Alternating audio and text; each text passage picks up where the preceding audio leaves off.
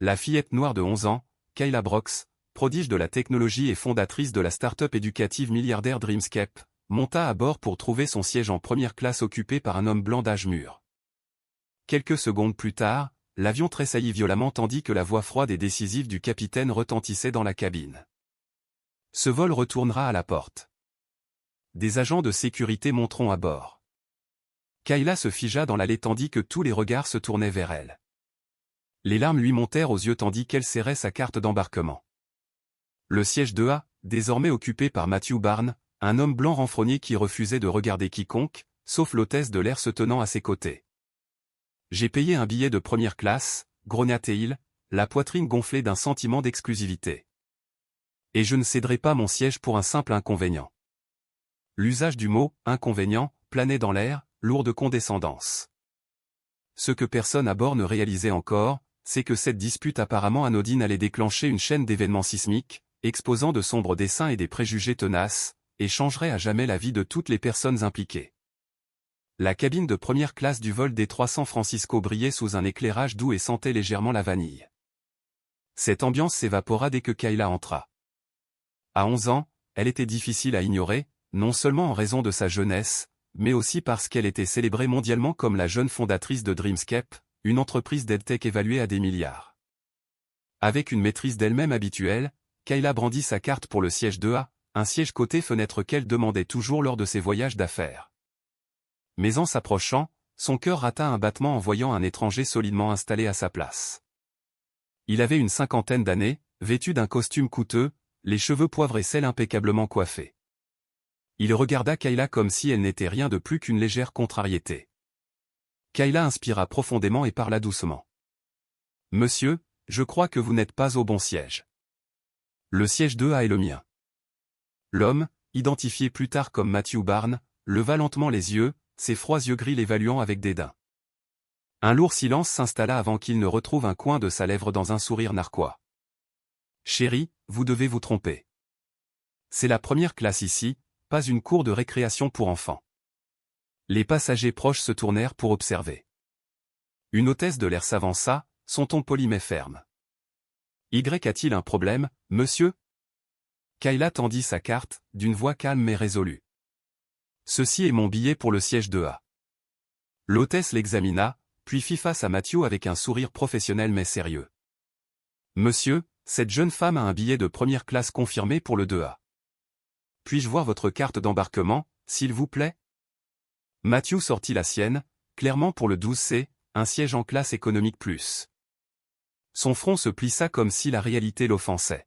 « Je m'assois toujours ici, » claqua-t-il. « Il doit y avoir une erreur. Vous devez me changer de place. »« Je suis désolé, monsieur, » répondit patiemment l'hôtesse. « La première classe est complète aujourd'hui. Vous devrez retourner à votre siège attribué afin que nous puissions partir. » Le visage de Matthew se durcit, l'orgueil blessé affleurant sur ses traits. « Vous me demandez, à moi, un membre platine, de céder ma place pour un enfant ? Qu'est-ce qu'un enfant connaît de la valeur de la première classe ?» Ces mots résonnèrent comme une petite explosion dans la cabine silencieuse. Kayla sentit le poids de son insulte, mais refusa de broncher, rencontrant son regard fixement. « Monsieur, je comprends la valeur de ce siège. Je l'ai gagné moi-même. » Il rit avec mépris, rejetant l'idée qu'une jeune fille noire puisse mériter ce qu'il croyait réservé à des gens comme lui. « Je me fiche de qui vous êtes, » cracha-t-il. « Je ne bouge pas. » Des murmures parcoururent la première classe tandis que les passagers échangeaient des regards gênés et sortaient discrètement leur téléphone pour enregistrer la confrontation. Kayla se ressaisit, blessée, mais déterminée à conserver sa dignité. Elle avait déjà été confrontée aux préjugés, ressentant à chaque fois cette étreinte familière autour de son cœur. Puis une voix grave et autoritaire résonna derrière elle. C'était son père, Chabrox, qui observait discrètement. Il s'avança, protecteur mais d'un calme glacial. « Monsieur Barnes, » dit Jean, d'une voix inébranlable. « Le billet de ma fille pour ce siège a été réservé il y a longtemps. Nous ne négocierons pas. Veuillez quitter son siège immédiatement. » Matthew leva les yeux vers Shaun, la défiance brillant dans ses yeux. « Ah oui ? Nous verrons qui cligne des yeux en premier. » Les deux hommes restèrent engagés dans une confrontation tendue, aucun des deux ne voulant céder. Toute la cabine retenait son souffle. Ce vol n'avait même pas encore quitté le sol, mais une tempête avait déjà éclaté en première classe. Une tempête invisible de tension s'abattit sur la première classe.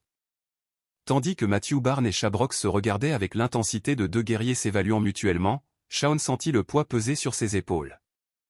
Il jeta un coup d'œil à sa fille, Kayla, parfaitement immobile, petite mais incassable, ses yeux brillants refusant de se détourner, même une seule seconde.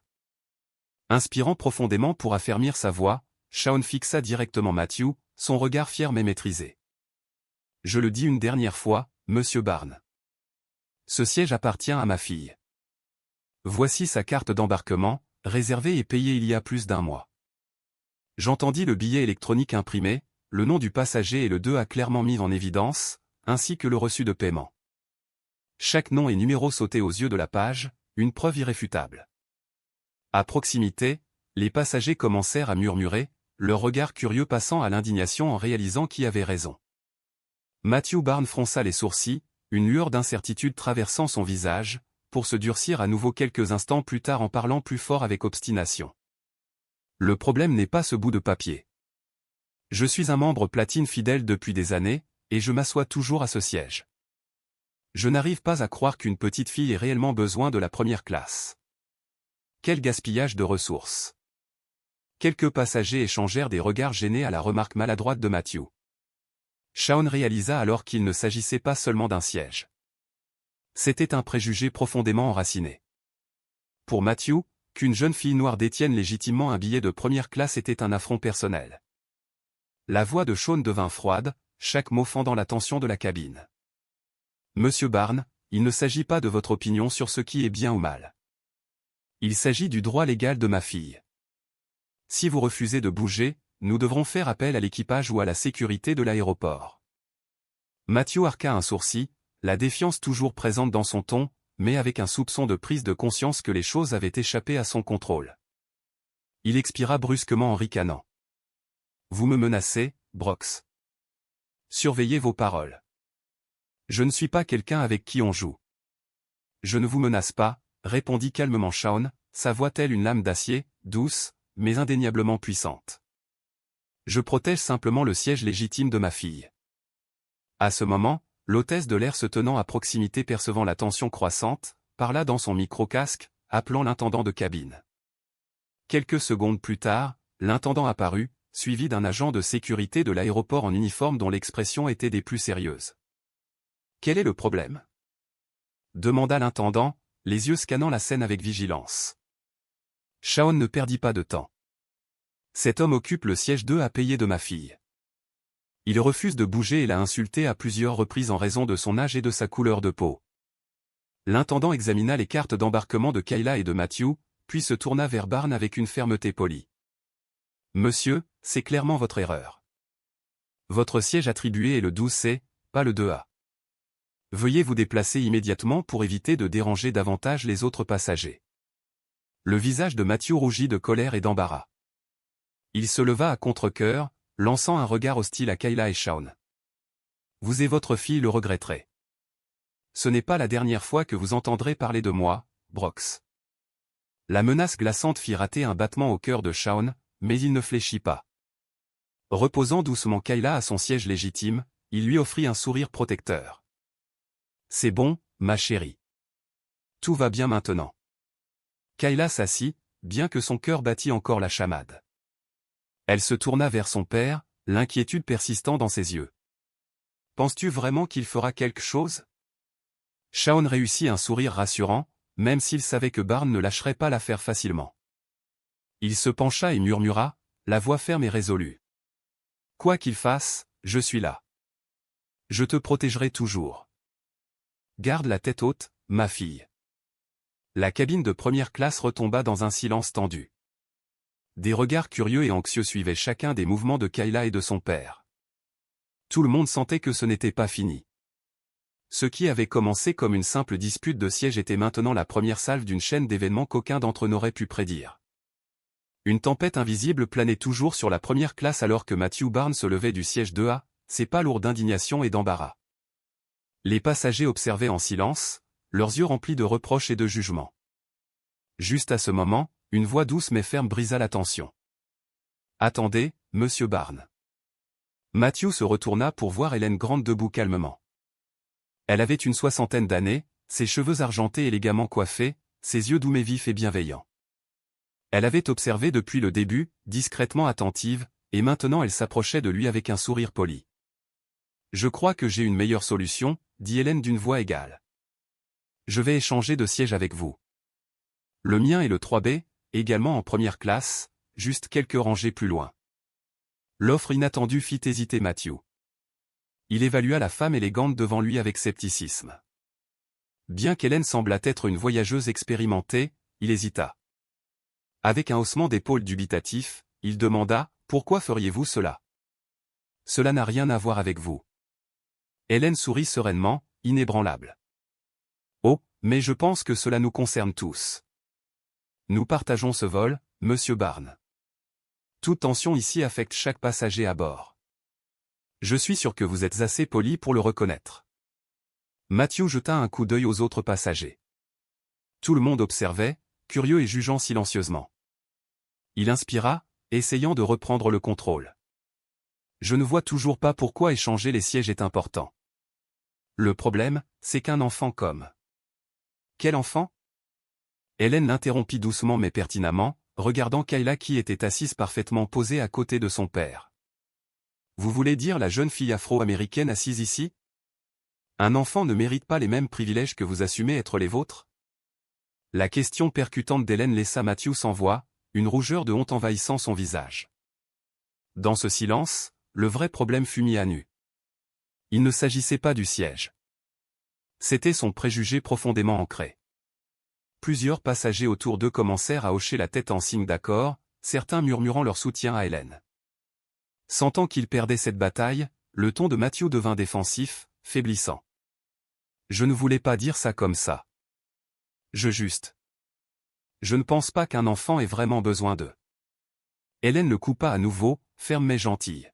« Monsieur Barnes, je me demande si c'était un jeune garçon blanc bien habillé à ce siège, auriez-vous dit la même chose ?» Son défi respectueux mais inflexible le laissa désemparé. Évitant son regard ferme, il resta silencieux tandis que la cabine retenait son souffle.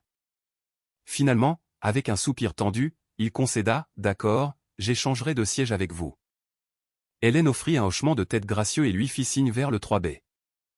Alors qu'il s'éloignait, elle s'installa dans le siège qu'il avait abandonné, faisant face à Kayla et Shawn. Ses yeux chaleureux se tournèrent vers Kayla avec réconfort et encouragement. Shawn Brox regarda Hélène avec gratitude et hocha la tête pour la remercier. Hélène se contenta de sourire et parla doucement à Kayla.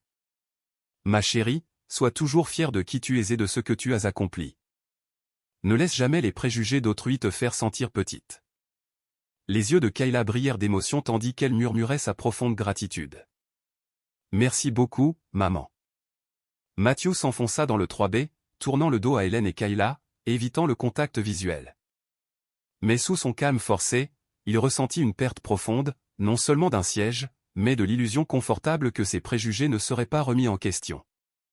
Alors que le vol se préparait à regagner la porte, tout le monde sentit que ce conflit n'était que le début d'une histoire bien plus grande. Hélène Grant était assise tranquillement, pensive, comme si elle seule saisissait les vérités plus profondes derrière l'arrogance de Matthew Barnes. Un jugement bien plus grand les attendait tous. Lorsque l'avion se stabilisa enfin et que le signal d'attachement des ceintures s'éteignit, la tension dans la cabine se relâcha partout, sauf au siège 3B. Matthew Barnes ne ressentit aucun soulagement.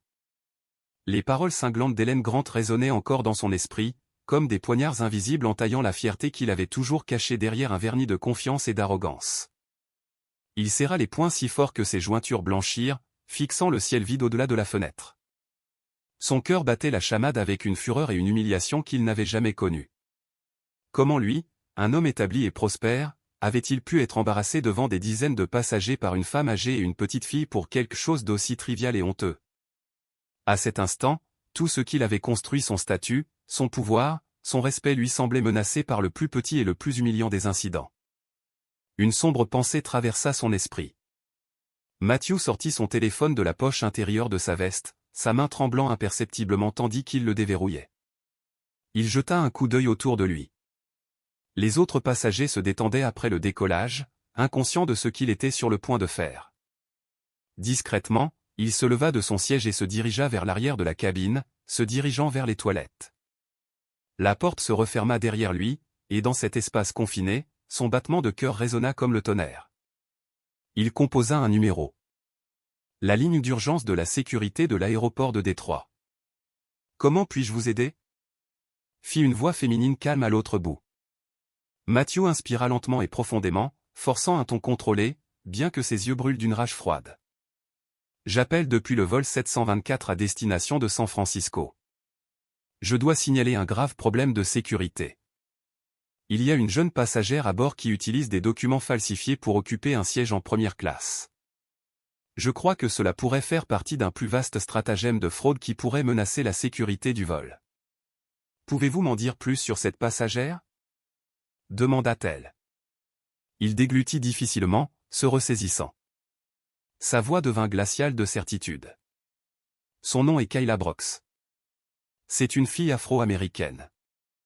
Je la soupçonne non seulement d'utiliser de faux papiers, mais aussi d'être impliquée dans une fraude financière. J'exige une vérification immédiate. C'est une question de sécurité critique. Il raccrocha et sentit son pouls martelé dans ses poignets. Un instant, la culpabilité vacilla en lui, puis fut étouffée par sa colère et son orgueil blessé. Pour Matthew, ce n'était pas seulement une vengeance. C'était la preuve qu'il contrôlait toujours toutes les situations dans lesquelles il se trouvait. Quelques minutes plus tard, la voix du capitaine crépita à travers le haut-parleur avec une urgence grave, brisant le calme de la cabine. « Mesdames et messieurs, nous avons reçu un rapport de sécurité crédible. Nous devons retourner immédiatement et faire un atterrissage d'urgence à Auckland International pour vérification. Veuillez rester assis. Nous nous excusons pour le désagrément. » Une vague d'alarme parcourut la cabine. Kayla se tourna vers son père, une confusion et une inquiétude sincères obscurcissant son expression pour la première fois. Shaun Brooks serra sa main fermement, un œuf froid d'appréhension se formant dans sa poitrine. « Papa, quelque chose ne va pas, » murmura Kayla. Quelques rangées plus loin, Hélène Grant jeta un coup d'œil à Matthew, qui avait rapidement détourné les yeux vers son téléphone. Elle sentit quelque chose de sinistre se cachant sous son calme apparent. L'inquiétude et la suspicion traversèrent ses traits tandis qu'elle reconstituait ce qui avait dû se passer. L'avion vira brusquement et commença sa descente, la tension montant à chaque seconde. 15 minutes plus tard, le vol 724 atterrit sur la piste d'Auckland dans un lourd silence. Dès que l'appareil s'immobilisa complètement, les portes de la cabine s'ouvrirent et deux agents de sécurité, flanqués d'un homme en costume élégant, entrèrent dans l'allée. « Passagère Kayla Brooks, veuillez vous lever et nous accompagner », annonça un agent d'un ton ferme et détaché. « Nous avons reçu un rapport concernant l'authenticité de vos documents de voyage. » Kayla se figea, un frisson lui parcourut l'échine. Elle regarda son père, les yeux terrifiés. Shaun bondit sur ses pieds, la fureur protectrice dans le regard tandis qu'il faisait face aux agents. « Il y a une erreur. Ma fille est parfaitement légale. Ses papiers ont été vérifiés. Nous suivons la procédure standard, Monsieur Brooks. »« Veuillez coopérer, » répondit sèchement l'autre agent. Toute la cabine se tut, observant cette scène sans précédent se dérouler. Les jambes de Kayla tremblaient, pourtant elle se força à se tenir droite, le visage impassible, bien que son cœur battait la chamade. Elle aperçut Matthew Barnes se détournant, évitant délibérément son regard. Shaun se plaça à ses côtés, sa voix basse et menaçante. « Je viens avec elle. Vous n'emmènerez pas ma fille seule. » Les agents hochèrent la tête et permirent à Shaun d'accompagner Kayla hors de l'avion. Chaque passager suivit leurs pas, captivé par le tournant dramatique des événements. Derrière eux, Matthew était immobile, les lèvres pincées. Pourtant, dans ses yeux, il y avait un éclair fugace de regret et de malaise. Il commençait tout juste à comprendre à quel point son acte impulsif pouvait dangereusement dégénérer. Une tempête bien plus grande qu'il n'aurait jamais imaginé se formait à l'horizon, et même lui ne pouvait prédire à quel point ses retombées seraient dévastatrices. Tandis que Kayla et Shaun descendaient les escaliers de l'avion, le vent mordant à l'aéroport d'Auckland leur sembla un sombre avertissement que leur situation était bien plus grave qu'ils ne l'avaient imaginé. Kayla se serra contre son père, se préparant, bien que son cœur battît avec une inquiétude croissante. Au bas des escaliers se tenait une femme en tailleur noir impeccable, un insigne du FBI brillant sur son revers sous les projecteurs. L'agent Laura Davis, le regard acéré et l'expression résolue, marcha droit vers eux sans hésitation. « Monsieur Chabrox et mademoiselle Kayla Brox, je suis l'agent spécial du FBI Laura Davis », annonça-t-elle sèchement, étudiant leur visage pour le moindre tressaillement d'émotion. « Nous avons reçu un rapport selon lequel mademoiselle Brox aurait utilisé des documents falsifiés pour embarquer en première classe et qu'une fraude financière pourrait être impliquée. Nous devons enquêter immédiatement selon les protocoles de sécurité nationale. » Chaque mot frappa Kayla comme un coup de tonnerre. Son cœur sursauta de peur tandis qu'elle levait les yeux vers son père, les yeux écarquillés de panique. Réalisant pour la première fois à quel point elle se sentait petite et vulnérable sous ces terrifiantes accusations, Shawn s'avança, se plaçant protecteur devant sa fille. Il rencontra les yeux de l'agent Davis sans broncher, d'une voix calme et sincère. « Agent Davis, je vous assure que c'est une accusation sans fondement.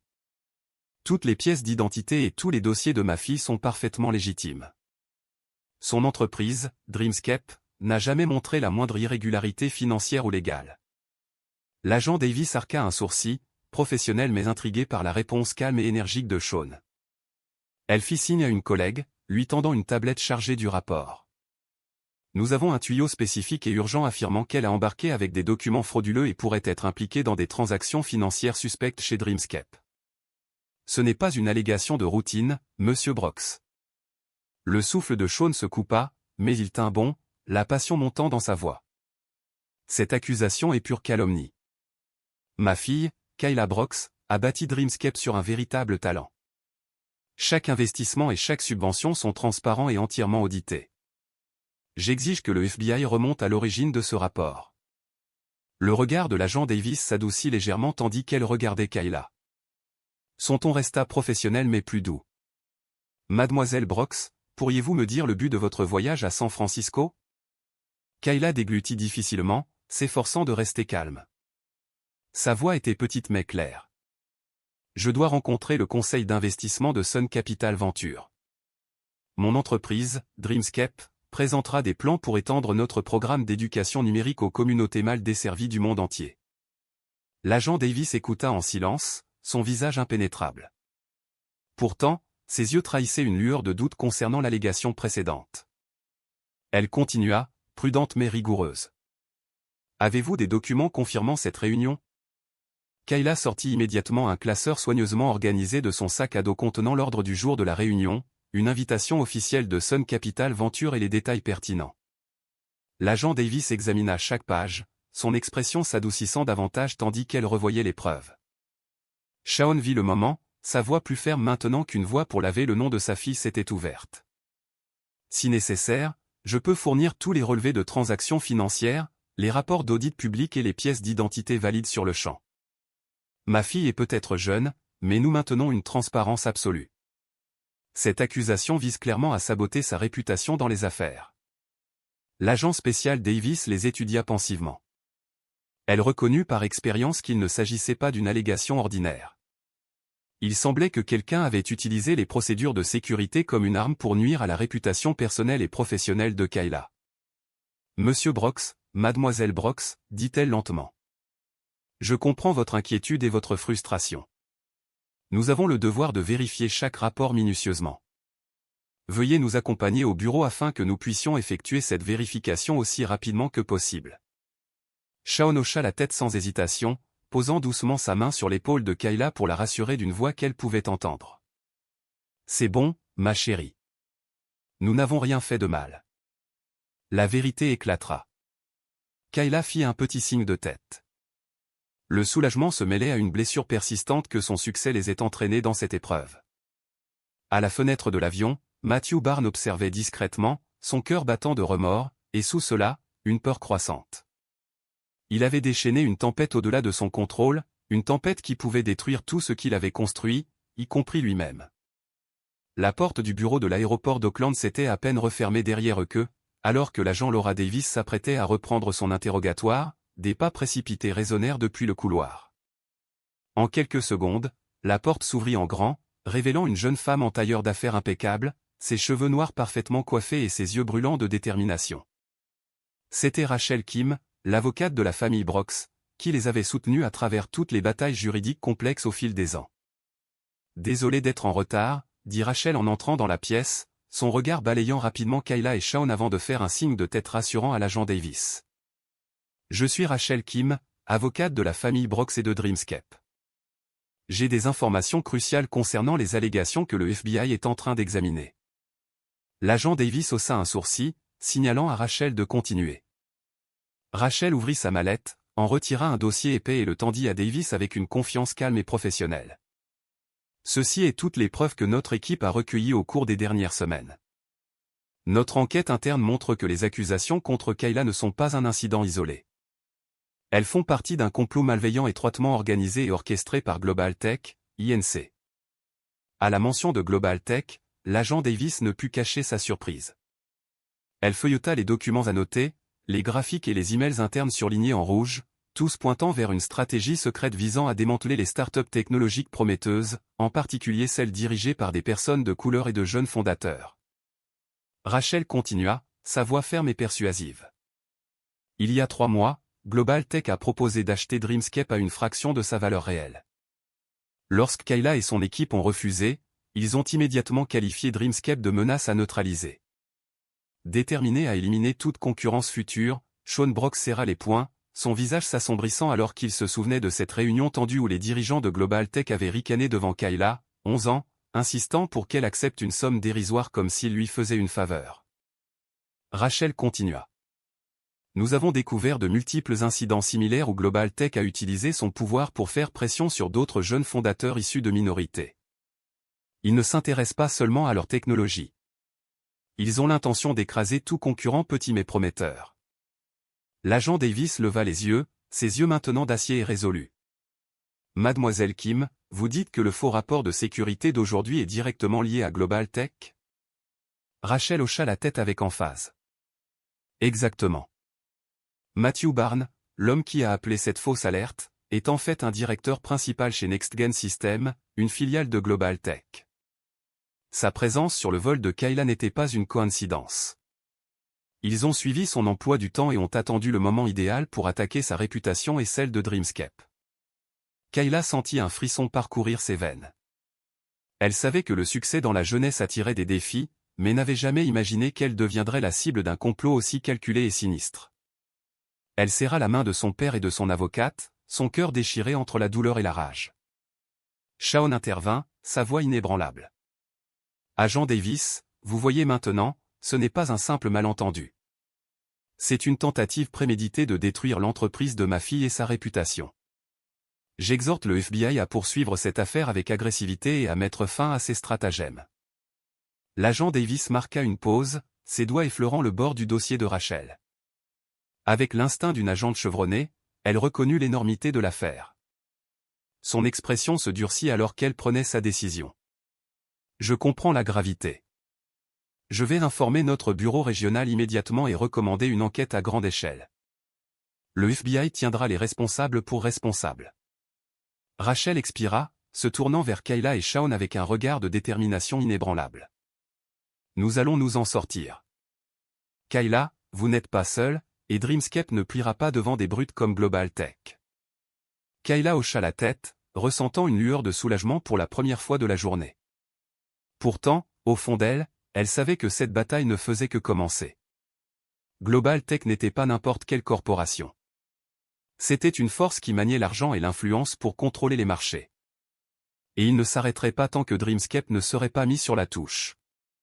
Pendant ce temps, ailleurs à Auckland, Matthew Barnes reçut un message de ses supérieurs de Global Tech indiquant que le FBI se rapprochait.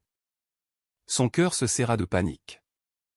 Il réalisa qu'il n'était rien de plus qu'un pion, une pièce jetable sur un échiquier d'entreprise impitoyable. Et maintenant, plus que jamais, il comprenait qu'il avait déclenché une guerre dont il ne pourrait pas facilement s'échapper.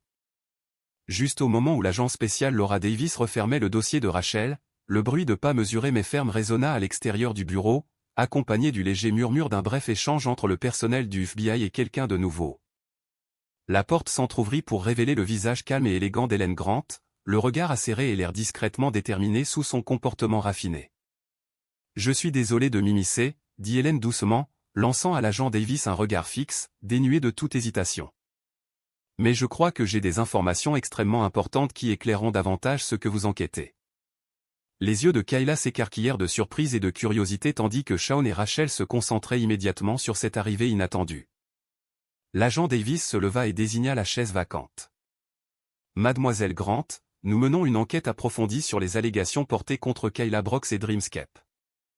Si vous avez des informations pertinentes, veuillez les partager.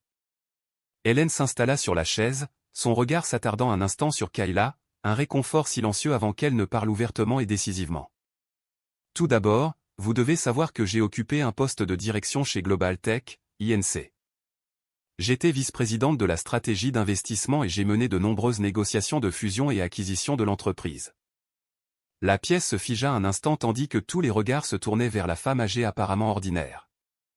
Hélène inspira profondément, un éclair de regret et de culpabilité traversant son visage, mais sa voix resta inébranlable. Avec le temps, j'ai réalisé que derrière le glamour et le pouvoir se cachait une stratégie impitoyable. Global Tech ne voulait pas seulement des technologies de pointe. Elle était prête à détruire toute entreprise plus petite qui ne vendrait pas à des prix bien inférieurs à sa valeur réelle. L'agent Davis hocha la tête, saisissant pleinement la gravité de ce qu'Hélène révélait. Kayla serra sa propre main si fort que ses jointures blanchirent, une vague de colère et de douleur la submergeant. Hélène continua, son ton lourd de remords. J'ai démissionné de Global Tech il y a 6 mois, juste après avoir découvert leur campagne secrète ciblant Dreamscape et plusieurs autres startups appartenant à des minorités. Depuis, j'ai discrètement rassemblé chaque document et élément de preuve détaillant leurs tactiques de manipulation de marché, leurs opérations de calomnie et leurs intimidations légales. Plongeant la main dans son sac à main, elle en sortit une petite clé USB et la plaça soigneusement sur le bureau devant l'agent Davis, la regardant droit dans les yeux pour souligner sa sincérité. Tout ce dont vous avez besoin est sur cette clé. Des emails internes entre les principaux dirigeants de Global Tech, des comptes rendus de réunions secrètes avec Matthew Barnes et NextGen Systems, et un plan détaillé décrivant comment ils avaient l'intention de saboter des entreprises comme Dreamscape si elles refusaient le rachat. L'agent Davis saisit la clé USB avec un regard résolument concentré. Elle comprit que ce trésor de preuves pouvait non seulement exposer le complot immédiat, mais aussi découvrir le réseau plus large derrière les attaques sophistiquées de Global Tech. Kayla regarda Hélène, la gratitude brillant dans sa jeune voix. Mademoiselle Grant, je ne sais comment vous remercier. Hélène offrit un doux sourire, fierté et affection dans ses yeux. Aucun remerciement n'est nécessaire. Je fais simplement ce que j'aurais dû faire il y a longtemps. Vous et Dreamscape représentez une nouvelle génération, assez forte pour s'opposer à ces injustices. J'essaie simplement d'expier mon silence passé. Shaun serra la main de Kayla, tous deux reconnaissants et nouvellement enhardis pour le combat à venir. Nous vous sommes profondément reconnaissants, Mademoiselle Grant. Votre courage et votre intégrité n'aideront pas seulement Dreamscape. Ils protégeront de nombreux autres jeunes entrepreneurs de pouvoir comme Global Tech. Hélène hocha la tête fermement. Je crois en la justice. Avec ce que Rachel et moi avons fourni, le FBI a maintenant tout ce dont il a besoin pour découvrir toute la vérité sur Global Tech. L'agent Davis se leva, la clé USB serrée comme une arme vitale. Nous nous engageons à une enquête approfondie et tiendrons chaque partie responsable. Le FBI ne protège pas seulement Kayla Brooks et Dreamscape. Il défend l'équité et la transparence dans l'industrie technologique américaine. À l'extérieur de l'aéroport, Matthew Barnes était assis dans sa voiture privée, le cœur battant tandis qu'un appel arrivait de la haute direction de Global Tech. Il réalisa que le stratagème qu'il avait involontairement aidé à mettre en branle était en train de s'effondrer, et que le monde qu'il connaissait autrefois, protégé par le pouvoir et l'argent, commençait à se briser, et qu'il n'y aurait aucun moyen d'échapper au danger qu'il avait contribué à créer. Dans la tranquille chambre d'hôtel du centre-ville de San Francisco, Kayla et Shaun venaient de terminer un appel important avec leur avocate, Rachel Kim, essayant de calmer leur nerfs après une longue journée stressante. À peine avaient-ils raccroché que des coups timides retentirent à la porte, et les deux échangèrent des regards surpris et méfiants. Shaun se leva discrètement et entrebâilla la porte, pour se figer en réalisant que l'homme qui se tenait là était Matthew Barnes. Son arrogance et sa froideur habituelle avaient disparu. Il avait l'air complètement émacié, ses yeux cernés d'épuisement et pleins de regrets. « Je sais que je suis la dernière personne que vous voulez voir en ce moment, » murmura Matthew d'une voix rauque de tension. « Mais s'il vous plaît, accordez-moi quelques minutes pour vous expliquer. Je suis venu pour essayer de faire amende honorable pour ce que j'ai fait, même s'il est peut-être trop tard. Les yeux de Shaun se plissèrent, la suspicion vacillant. Mais quand il jeta un coup d'œil à Kayla et vit dans ses yeux un mélange de compassion et de curiosité, il hocha la tête à contre-cœur et s'écarta pour laisser entrer Matthew. L'homme, qui avait causé tant de bouleversements, entra avec précaution dans la pièce, chaque pas semblant porter le poids de sa culpabilité et de son remords. S'installant sur le canapé, Matthew inclina la tête, ses mains tremblantes posées sur ses genoux. Après une longue pause, il parla d'un ton bas et douloureux. « Je veux commencer par vous dire à quel point je suis profondément désolé, à vous, Kayla, et à vous, Shaun. J'ai fait quelque chose d'absolument terrible, quelque chose que je n'aurais jamais imaginé pouvoir faire. » Kayla resta silencieuse, l'étudiant, son cœur essayant de comprendre ce qui avait pu le pousser à infliger une telle douleur. Jean resta silencieux à ses côtés, écoutant attentivement la confession angoissée de Matthew. Matthew inspira d'une inspiration tremblante et continua, « J'ai déposé ce faux rapport de sécurité concernant Kayla, alléguant des documents falsifiés et une fraude financière. Je l'ai fait non seulement parce que j'ai été humilié dans l'avion, mais parce que j'ai sincèrement cru mes supérieurs quand ils m'ont dit que de petites startups comme Dreamscape représentaient une menace pour nous. » Shaun serra doucement la main de Kayla, son regard fixé sur Matthew. « Donc, vous suiviez les ordres de Global Tech ?» Matthew hocha lentement la tête, la honte envahissant son visage.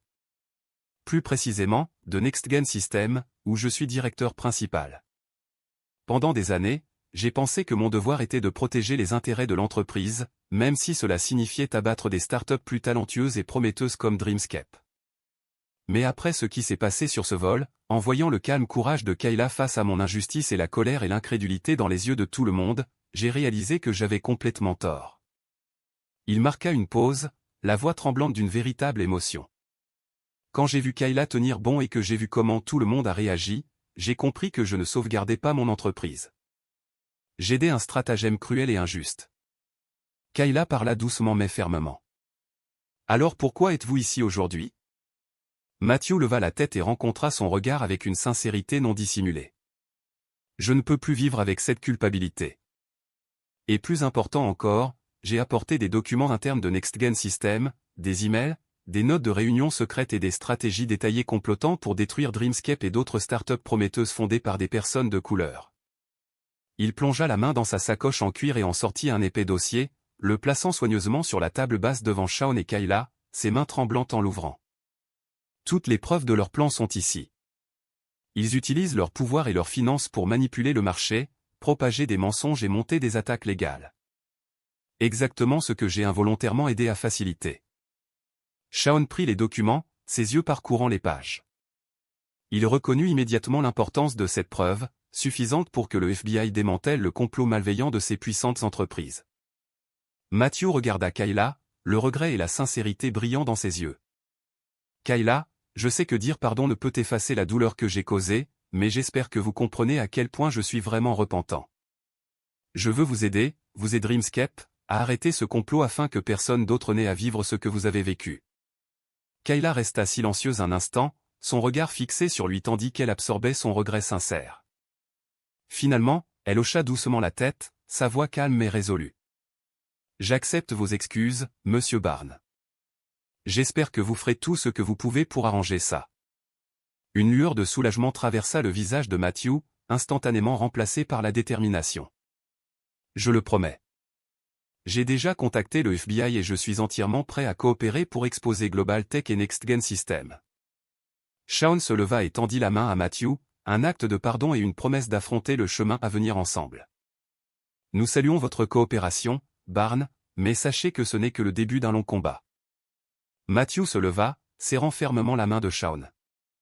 Bien que tardive, il comprenait maintenant que les actions d'aujourd'hui pourraient être sa chance de rédemption, et plus important encore, un moyen de faire amende honorable pour le tort qu'il avait infligé à Kayla, à Dreamscape et à tous les jeunes fondateurs talentueux qu'il avait autrefois rejetés. Juste après que Matthew eut quitté la chambre d'hôtel, laissant derrière lui une atmosphère à la fois de soulagement et de tension, Kayla posa son regard déterminé sur son père. Bien qu'elle ait traversé un tourbillon de pression et d'incertitude, elle savait mieux que quiconque qu'elle ne pouvait pas laisser l'épreuve d'aujourd'hui ébranler son rêve de longue date, faire de Dreamscape la première plateforme d'éducation numérique au monde.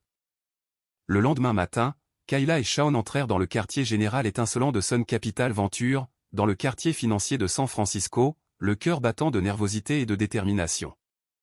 Lorsque les portes de l'ascenseur s'ouvrirent, ils pénétrèrent dans une salle de conférence spacieuse et élégante où 12 investisseurs puissants étaient déjà assis, leurs regards perçants mêlés de curiosité et de scepticisme. Kayla inspira profondément, rassemblant son calme et sa confiance. « Bonjour à tous », commença-t-elle d'une voix claire et posée au-delà de ses années. « Je suis Kayla Brox, fondatrice et PDG de Dreamscape, la plateforme d'éducation numérique qui aide des millions d'étudiants dans le monde entier à accéder à des méthodes d'apprentissage modernes et efficaces. » David Harrington, l'investisseur principal au centre de la table, haussa un sourcil et se pencha en avant. « Mademoiselle Brox, nous ne nions pas nos premières impressions positives de votre entreprise, mais de récents rapports d'allégations de malversation financière pourraient affecter négativement notre décision. Quelle est votre réponse ?» Sans ciller, Kayla répondit avec un calme absolu. « Je comprends parfaitement vos préoccupations. Cependant, comme vous le savez, ces allégations faisaient partie d'un effort concerté pour nuire à la réputation de Dreamscape. Nous avons fourni au FBI des preuves irréfutables, montrant aucune malversation financière ou légale de notre part. Au contraire, ces attaques soulignent à quel point les géants de l'industrie considèrent notre valeur et notre potentiel croissant et pourquoi ils se sont sentis obligés d'essayer de nous arrêter. » Un silence s'abattit sur la pièce. Certains investisseurs échangèrent des regards prudents et Kayla vit le moment. Plutôt que de m'attarder aujourd'hui sur des accusations sans fondement, j'aimerais que vous vous concentriez sur ce que Dreamscape a réellement accompli. En seulement 2 ans, nous avons permis à plus de 2 millions d'étudiants dans le monde entier d'accéder à un contenu d'apprentissage personnalisé, augmentant considérablement les performances académiques dans diverses régions, en particulier dans les communautés mal desservies. Elle tapota la télécommande et un grand écran derrière elle s'illumina de données impressionnantes, de graphiques de croissance fulgurante aux côtés de photos de salles de classe en Inde, au Kenya, au Brésil, et au-delà, des endroits où la technologie de Dreamscape transformait la vie et l'avenir des étudiants. Margaret Foster, la spécialiste en investissement technologique notoirement exigeante du conseil, se pencha en avant. Nous devons savoir si votre plateforme peut s'adapter aux différences culturelles et, plus important encore, comment vous allez la développer à l'échelle mondiale. Regardant directement cette dernière, la voix de Kayla débordait de confiance et de clarté. Dreamscape est plus qu'un simple site de learning. C'est un écosystème adaptatif qui adapte le contenu et les méthodes d'enseignement en temps réel en fonction des données des utilisateurs, ce qui nous permet de personnaliser chaque cours et chaque leçon aux besoins uniques de chaque communauté dans chaque pays. Jason Reynolds, un investisseur plus jeune, fronça les sourcils. Vous dites que c'est auto-adaptatif. Comment vous assurez-vous que vos algorithmes améliorent réellement les résultats d'apprentissage? Sans hésitation, Kayla répondit, nous avons développé une IA propriétaire qui suit de près les comportements et les réponses des étudiants pendant chaque session. Lors des tests sur le terrain, il a été prouvé qu'elle augmentait l'efficacité de l'apprentissage jusqu'à 40% et améliorait considérablement la rétention des connaissances. Je crois que Sun Capital Venture verra l'immense valeur de Dreamscape, non seulement en termes de retour financier, mais aussi en termes d'impact social. Pendant près de 2 heures, Kayla fut confrontée à des questions incessantes et approfondies de la part du panel, mais elle ne fléchit jamais. Chaque réponse était étayée par des données claires, une transparence et une authenticité.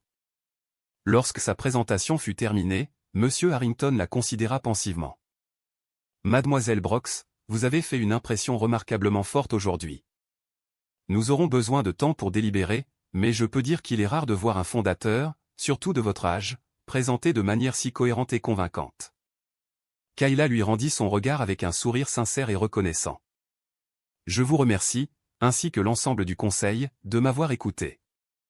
Je crois que Sun Capital Venture serait un partenaire idéal pour nous aider à bâtir un avenir éducatif plus lumineux pour des millions d'étudiants dans le monde entier. » En quittant la salle de conférence, Kayla et Shawn marchèrent le long d'un long couloir ensoleillé, la lumière du jour filtrant à travers des fenêtres panoramiques, conférant à l'espace un air de clarté et d'espoir. Shawn posa doucement une main sur l'épaule de Kayla, la fierté brillant dans ses yeux. « Peu importe le résultat, je veux que tu saches à quel point je suis fier, Kayla. Tout le monde n'a pas ta force pour faire ce que tu as fait aujourd'hui. » Kayla sourit, ses yeux vifs de détermination et de foi en l'avenir. « Je sais que nous réussirons, papa. Ce n'est que la première étape, et je devrais rester encore plus forte car de nombreux autres défis nous attendent. » Pendant ce temps, dans une autre partie de la ville, les hauts dirigeants de Global Tech et NextGen Systems ressentaient la pression croissante alors que le FBI se rapprochait de plus en plus de l'exposition des sombres complots qu'ils avaient cachés depuis si longtemps. Ils réalisaient que le combat à venir ne serait pas facile, et que Kayla Brooks, la jeune fille qu'ils avaient autrefois rejetée, était devenue leur plus grande menace, non seulement pour leur profit, mais pour les valeurs mêmes contraires à l'éthique sur lesquelles ils avaient bâti leurs empires. Moins de 24 heures après cette réunion éreintante, Kayla et Shawn furent rappelés aux bureaux élégants de Sun Capital Venture. Cette fois, l'atmosphère était complètement différente. La tension précédente avait cédé la place à la chaleur et à l'ouverture de la part des membres du conseil. En entrant, Kayla aperçut immédiatement un visage familier assis à la tête de la table. Helen Grant, désormais nouveau membre du conseil d'administration de Sun Capital. Helen offrit à Kayla un doux sourire, ses yeux bienveillants mais résolus. Elle fut la première à parler, rompant le silence dans la pièce.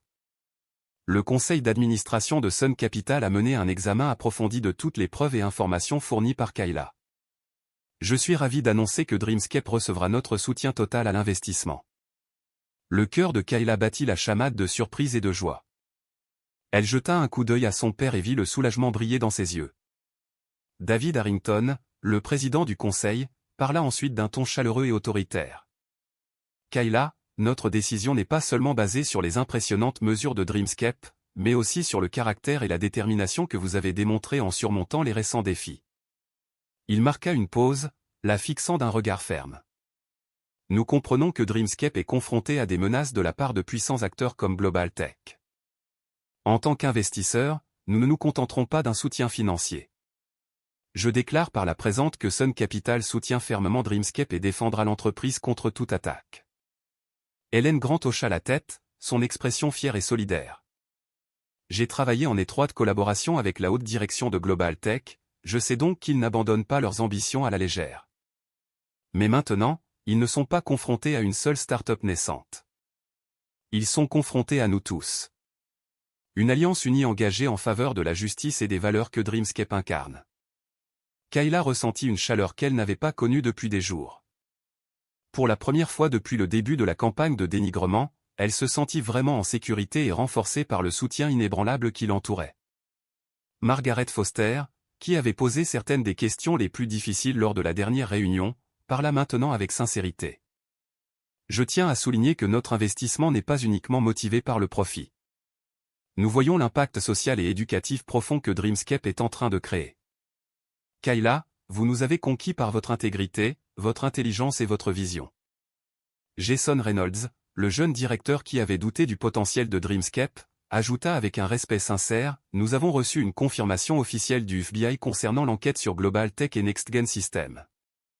Les preuves fournies par Kayla, l'avocate Rachel Kim et Mademoiselle Grant prouvent que les allégations précédentes étaient sans fondement et faisaient partie d'un effort de sabotage organisé.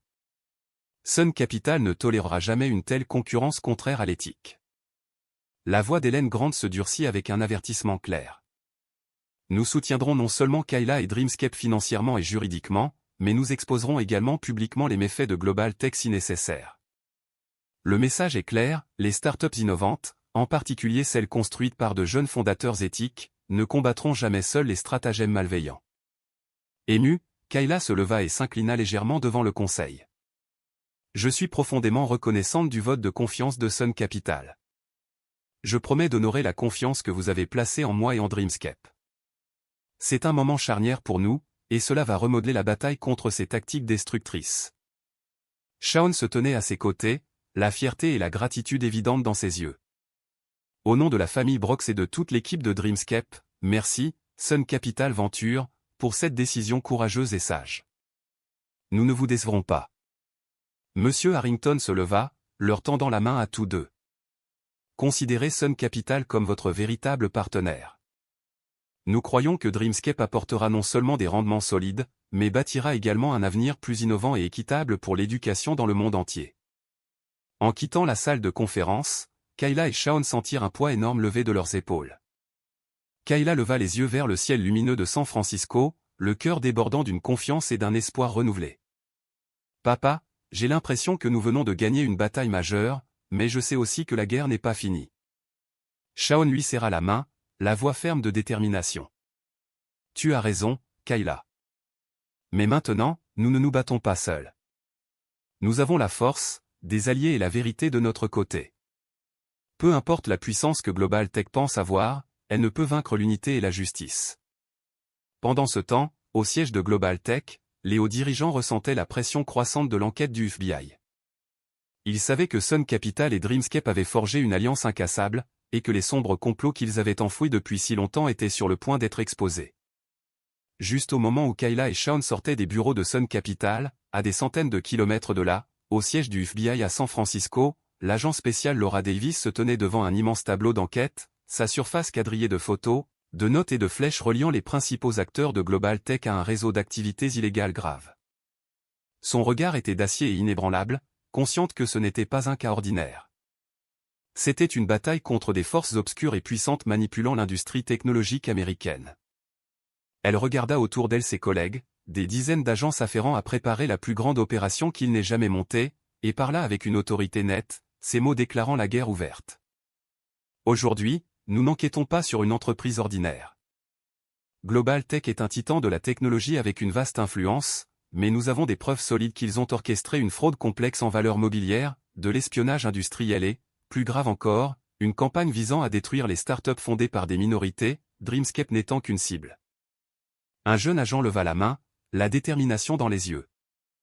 Agent Davis, les mandats d'arrêt pour l'heure aux dirigeants sont prêts. Nous attendons votre feu vert. Laura hocha la tête brusquement, sa résolution absolue. Alors, passez immédiatement à l'action.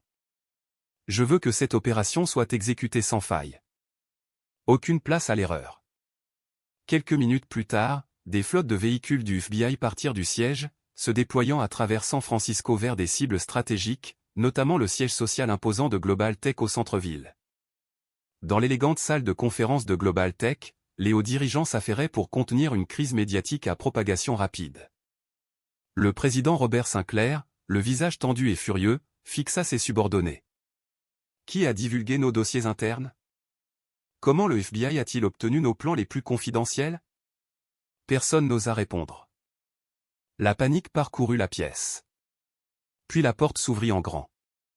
L'agent Davis, flanqué de son équipe et brandissant des mandats d'arrêt, entra avec une détermination glaciale. FBI, nous avons des mandats pour vos arrestations pour fraude en valeurs mobilières, espionnage industriel et complot visant à saper les startups fondées par des minorités. Sinclair bondit sur ses pieds, palme toujours provocateur. Vous ne savez pas ce que vous faites, agent Davis. Nous avons les meilleurs avocats du pays et de puissants amis à Washington. Davis soutint son regard sans ciller, la voix comme de l'acier. Je sais exactement ce que nous faisons, monsieur Sinclair. Les témoignages d'initiés, y compris Matthew Barnes et surtout l'ancienne vice-présidente Helen Grant, fournissent plus qu'assez de preuves pour vous condamner, vous et vos co-conspirateurs. Ne pensez pas que vous pouvez échapper à la justice. Simultanément, les équipes du FBI perquisitionnèrent les bureaux d'autres dirigeants, saisissant des disques durs, des emails confidentiels et d'autres preuves essentielles. En moins d'une heure, les gros titres s'affichèrent sur tous les médias. Les hauts dirigeants de Global Tech furent emmenés menottés. Un choc traversa le monde de la technologie alors que les investisseurs réalisaient que l'entreprise même qu'ils avaient idolâtrée était derrière des crimes inacceptables et contraires à l'éthique. De retour à leur hôtel de San Francisco, Kayla et Shawn regardèrent la couverture médiatique avec un soulagement stupéfait. Kayla couvrit sa bouche, un mélange d'incrédulité et de triomphe dans la voix. « Papa, ils sont enfin arrêtés. » Shawn la serra dans une fière étreinte. « Tu as fait ça, Kayla.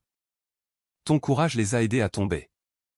Maintenant, Dreamscape et chaque petite entreprise écartée par Global Tech auront leur jour de gloire. » Ailleurs dans son appartement, Matthew Barnes regarda l'émission avec des yeux hantés et un sourire hésitant.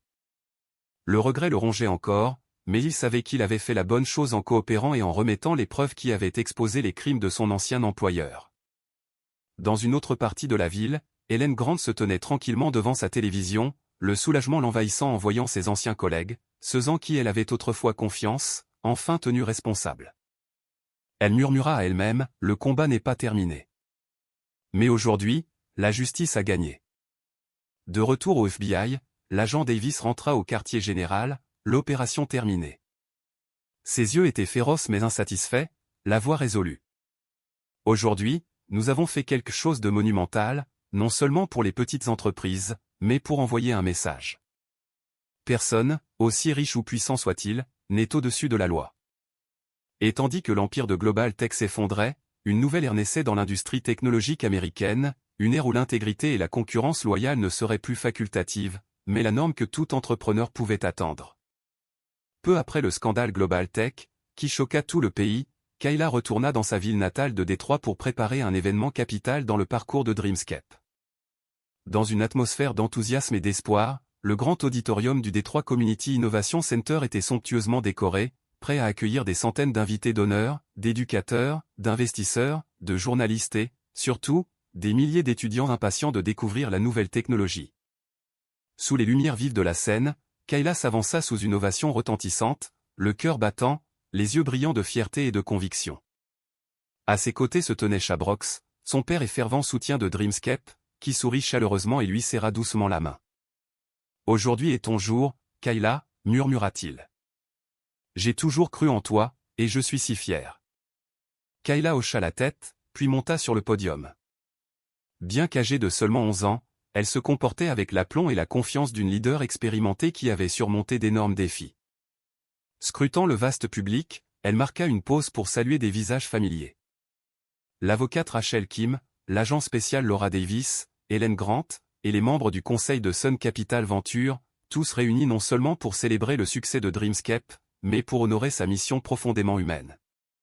Je souhaite la plus chaleureuse bienvenue à tous ceux qui assistent au lancement du programme d'éducation mondiale de Dreamscape, commença Kayla, sa voix claire, forte et sincère. Cela marque non seulement une étape importante pour notre entreprise, mais une déclaration de croyance et d'espoir. La croyance que la technologie peut changer le monde et l'espoir que chaque enfant, d'où qu'il vienne, mérite d'avoir accès à la meilleure éducation possible. Des applaudissements tonitruants emplirent la salle tandis que le grand écran derrière elle affichait des images émouvantes de salles de classe du monde entier, Kenya, Inde, Brésil, et même des communautés rurales sous-financées aux États-Unis où les programmes pilotes de Dreamscape avaient dépassé toutes les attentes. Les visages des étudiants s'illuminèrent de joie et d'optimisme, témoignage d'un avenir plus brillant rendu possible par cette innovation. À ce moment-là, Kayla présenta un invité spécial, provoquant des halètements de surprise. J'aimerais faire monter quelqu'un envers qui beaucoup d'entre nous ont autrefois ressenti de la colère. Aujourd'hui, il se tient ici comme preuve vivante de transformation, de remords et de foi en la bonté. Les portes de la scène s'ouvrirent pour révéler Matthew Barnes. Il s'avança hésitamment, sa posture lourde de honte, mais ses yeux sincères. Le public se tut, tous les regards fixés sur lui. S'arrêtant à côté de Kayla, Matthew inspira profondément et parla d'une voix épaisse d'émotion. Je sais que je ne mérite pas d'être ici après ce que j'ai fait, mais je veux devant vous tous exprimer mes plus profondes excuses à Kayla, à sa famille et à toute l'équipe de Dreamscape. Ma plus grande erreur a été de laisser les préjugés et la cupidité éclipser ma propre boussole morale. Il marqua une pause et regarda Kayla avec une profonde gratitude. Mais Kayla m'a appris la leçon la plus inestimable. La vraie force ne réside pas dans le pouvoir ou l'argent, mais dans la compassion, la sagesse et la résilience. La personne même que j'ai autrefois rejetée et blessée m'a donné la chance de changer, d'expier mes torts. Kayla le considéra calmement, sa voix douce mais ferme. Je crois que tout le monde mérite une seconde chance. Dreamscape n'est pas seulement une question de technologie ou d'éducation. Il s'agit de nous aider mutuellement à devenir de meilleurs êtres humains. Matthew Barnes, debout ici aujourd'hui, en est l'exemple. La foule éclata de nouveau en applaudissements, et pour la première fois, Matthew ressentit une véritable consolation de la part de ceux qui l'avaient autrefois méprisé. Se tournant à nouveau vers son public, Kayla dévoila le plan d'expansion de Dreamscape visant à déployer le programme dans 27 pays, en se concentrant sur les communautés les plus mal desservies où l'éducation numérique peut avoir le plus grand impact. Lorsqu'elle eut terminé, toute la salle se leva pour une standing ovation, y compris Hélène Grant, qui avait discrètement rassemblé les preuves qui avaient fait tomber Global Tech. Après la cérémonie, l'agent spécial Laura Davis s'approcha de Kayla avec un sourire fier. Aujourd'hui, vous avez montré que l'âge n'est pas un obstacle à la grandeur. Félicitations, Kayla. Kayla lui rendit son sourire, la gratitude brillant dans ses yeux. Merci, agent Davis. Sans la persévérance et la quête de justice du FBI, rien de tout cela n'aurait été possible. Laura hocha la tête, la fierté illuminant son expression. Vous nous avez tous inspirés. Non loin de là, Matthew se tenait tranquillement, observant, profondément ému. Bien que son avenir fût incertain, il savait qu'il commençait un nouveau chapitre, ancré dans un remords sincère et l'intégrité. À ses côtés, Chabrox observait sa fille avec une fierté et une gratitude accablantes.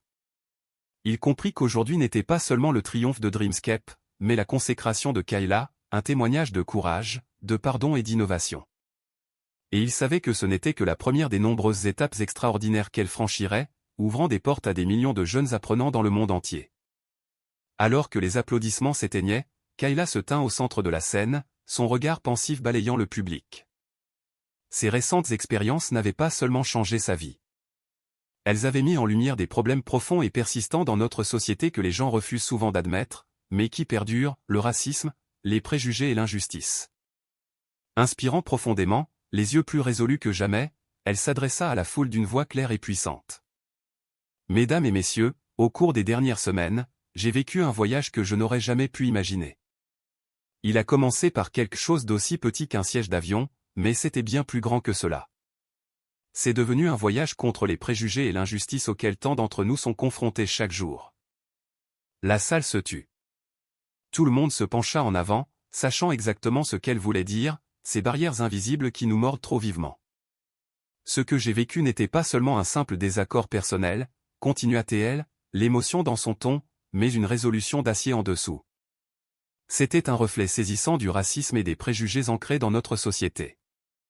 Moi, une jeune fille afro-américaine de 11 ans, je suis devenue une cible, non seulement à cause de mon succès, mais parce que quelqu'un pensait que je ne le méritais pas. Elle marqua une pause, regardant les étudiants des premiers rangs, dont les yeux brillaient d'empathie. Sa voix s'adoucit, les encourageant. Mais je ne suis pas ici aujourd'hui pour m'attarder sur l'injustice. Je suis ici pour vous dire que nous pouvons nous élever au-dessus.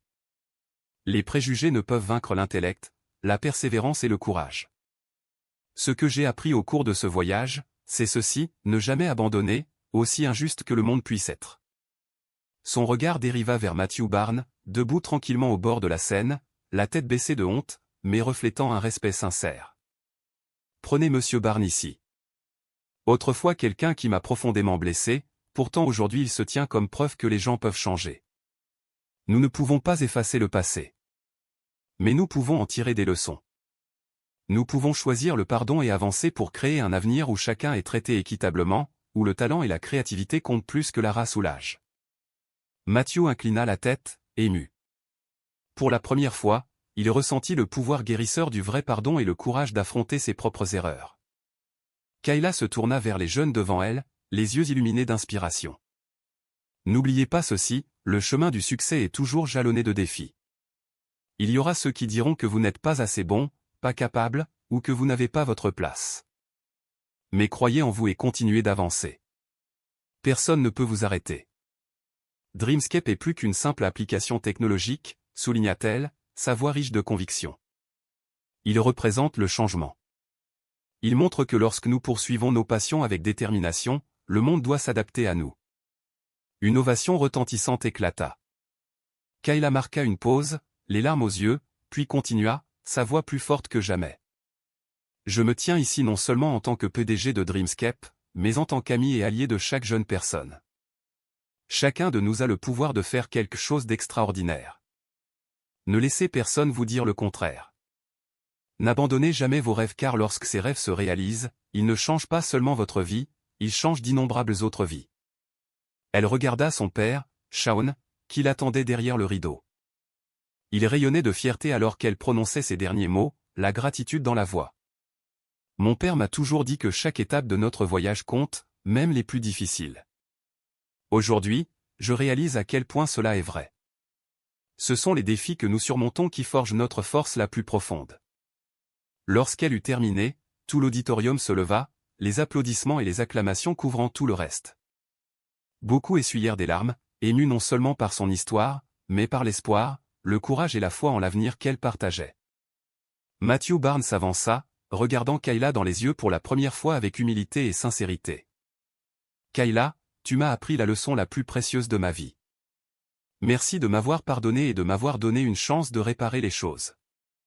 Kayla lui rendit son regard avec un sourire chaleureux et puissant. Monsieur Barnes, Ce qui compte, ce n'est pas qui vous étiez, mais qui vous choisissez d'être. Vous faites partie du changement que nous recherchons tous. Alors que la célébration touchait à sa fin, Kayla quitta la scène, sachant qu'elle avait accompli plus qu'un lancement réussi. Elle avait touché des centaines de cœurs et les avait inspirés. Elle comprit que son voyage était loin d'être terminé, mais elle savait aussi ceci, si chacun d'entre nous a le courage de s'opposer aux préjugés, à l'injustice et au racisme, nous pouvons forger un monde bien plus juste et compatissant. Et cela, réalisa-t-elle, est le plus grand triomphe de la vie.